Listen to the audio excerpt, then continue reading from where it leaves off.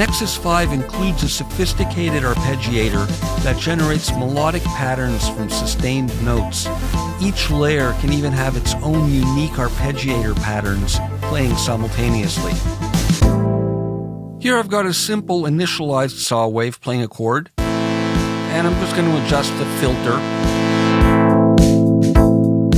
Now here on the arpeggiator page, we have the option of enabling the arpeggiator for the entire instrument, meaning if there are multiple layers, it'll apply equally to all layers, and we can turn it on or off there, or we can apply individual arpeggiators to the individual layers. Now when the main arpeggiator is enabled, the individual ones are not accessible. For now, I'm going to leave the main arpeggiator on since we're working with a simple single layer instrument, and we'll explore the parameters. So we can start by loading a preset. This opens a preset browser specifically for the arpeggiator, and we can save from here as well. I'm going to load this one called Classic Line, and I'll just hit the X to close it. And you can hear how it'll break up the notes in this chord now. Now we can import or export MIDI, and we'll look at that in a few minutes. What I can do is lock the pattern so that when I change presets, this arpeggiator paddle will remain as is. I'm going to leave it unlocked for now. And we can set the speed of the pattern. That's eighth notes. We can go to quarter notes. We can go to their triplet and dotted variations as well. And we can set the gate time for how long each note is sustained for. They're much shorter. I can elongate them beyond their original length, or anywhere in between. Now here it's arpeggiating the notes in this chord going down, but I can have it going up. And it's repeating every 2 bars. I can have it alternate going up and down.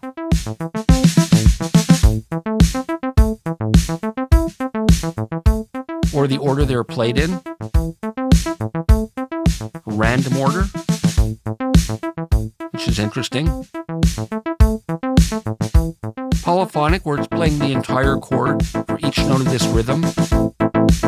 Or sequencer mode, where we can draw in our own patterns and have some notes as chords and some as individual notes, which we'll look at in a moment or two. For now, I'm going to leave it in alternating. I can filter and play, let's say, just the lowest note. So I can copy that, maybe and create a bass part. Or use it for a kick drum part. Just the highest note.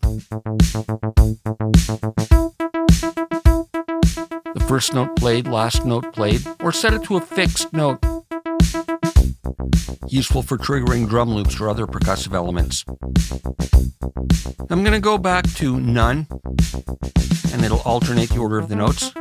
I can spread it over multiple octaves. And I can set the number of steps. This pattern only has 8 steps. Maybe I'll increase it. And you'll notice that it's longer than 2 bars now. And it restarts. It'll play the extra beat and then restart when the new chord triggers. I can space the timing between the notes to get a bit of a swing feel.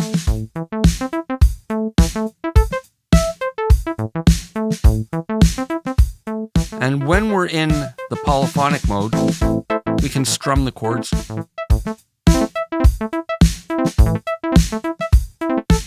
To get a kind of strumming effect, useful for slower rhythms. Now we have tools here that we can use to edit the notes. With this default tool over here, I can shorten the individual notes, and you'll see it snapping to a grid. If I hold down the Shift key, I can move it more freely, so I can make them longer or shorter, and I can click to draw in a note. And maybe I'll make that one shorter on this extra step I added. Here's the bottom note. We can edit the velocities by adjusting the height of these stalks that are related to each note. So here I'll generate some dynamics by having some of the notes louder or quieter than others.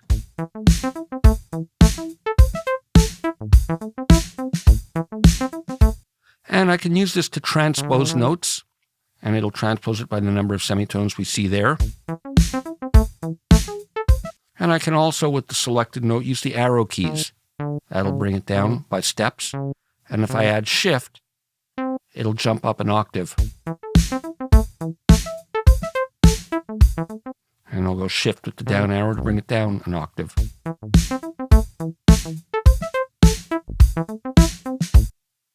Now here we have a paint tool which will allow us to paint in a series of notes like that, and it's overriding the notes that existed before. And I'll hit Command Z to undo and bring it back. We can also use the paint tool to adjust the ends of notes and the lengths and so on, as we did with the main draw tool over here. Now this we can use to select notes, although you don't need to do that. If we're on a regular tool, we can just hold the Command key and make our selection like that, and that's Control on Windows. And with them all selected, I can simply hit the Delete key, and that'll remove them, and I'll hit Command Z to undo. And I can right-click on a note, and that'll erase individual notes. Again, Command Z will undo.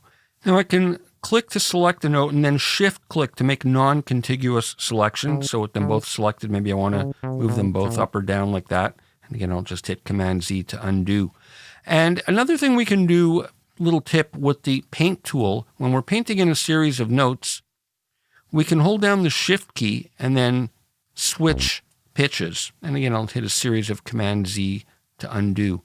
And I think I'll modify this pattern a little bit and want to customize it and maybe make it 12 steps instead of 10, and it'll repeat a little even more irregularly, and make that short, and then maybe one really long one at the end like that. And let's hear this.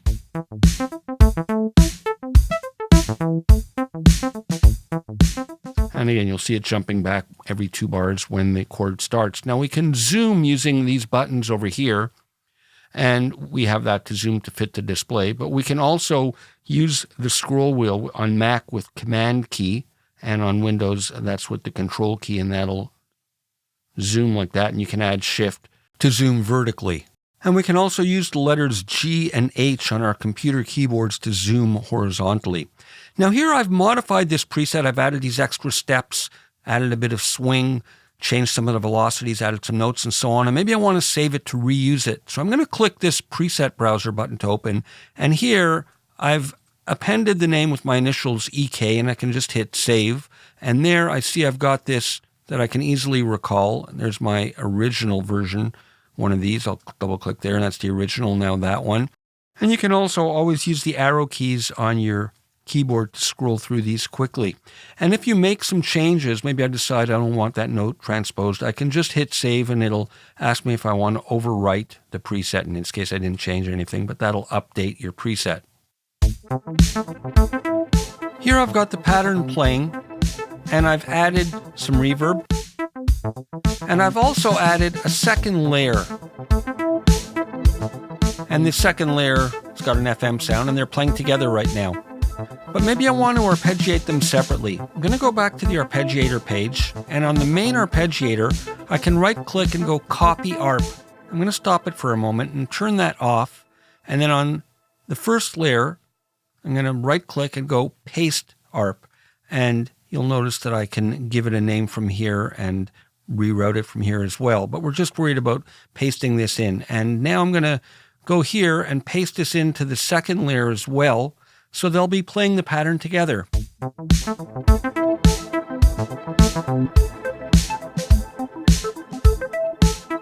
I have one pan slightly 10 o'clock and the other 2 o'clock. But maybe I want to have this second layer play something a bit different. I'm going to go over to the selection tool and just select everything and hit the delete key. And we're hearing, of course, just the first layer. What I'm going to jump to now is in the mode, I'm going to go to sequencer mode, and we'll sequence up some notes. Now I can scroll here to get the different octaves on the different ranges of the keyboard. And let's start with the pencil tool or the draw tool, and I'm going to draw in some notes.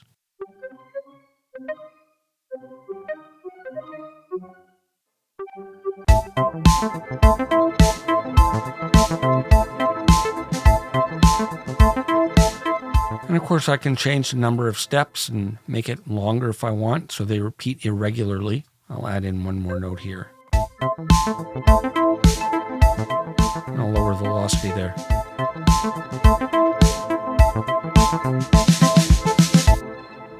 Now I like both of these parts, and maybe I want to double them with some other sounds in my DAW. Well, no problem. On the ARP page, I can go to export, and I'm going to export this. I'll just give it a name, and then I'm going to go to layer 1 and export that, and again, give it a quick name, and I'll call it ARP01. And we can use this import button or just drag and drop to bring in MIDI from our DAW rather than programming the notes in Nexus. Now we can also step record into the arpeggiator with this record button. So I'm going to enable it, and I've got this set to 16th notes and 8 steps. And I can simply press a note on my keyboard and it'll enter it.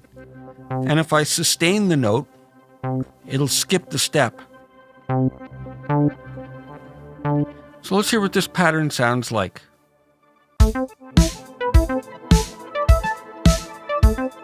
Now another useful function is we can automate some of the parameters in the arpeggiator. For example, the shuffle mode. Now if I go to the modulation page, I can set up a routing here where I can choose, for example, the LFO. And as the destination, I can go to the arpeggiator and we can modulate either the gate time, the shift, or the speed. So if I go to shift, and I'll dial up some positive value, I can add some swing to the 16th notes based on the speed of this LFO. So it's just a little bit of depth. Let's go back here and we can see it moving. And I can do the same thing for gate and or speed. Here's my original pattern. Another thing we can do to generate interesting evolving rhythmic permutations is to loop different portions of it. Now I have this loop flag, and if I move it, you'll see it jumps back there each time. But when there's a new note on, it'll start from the beginning. Now I've taken the exported ARP pattern and brought it into my DAW, and I'm layering it on with another instrument, hard pan, and I've taken the sequencer part and sent that to another instrument.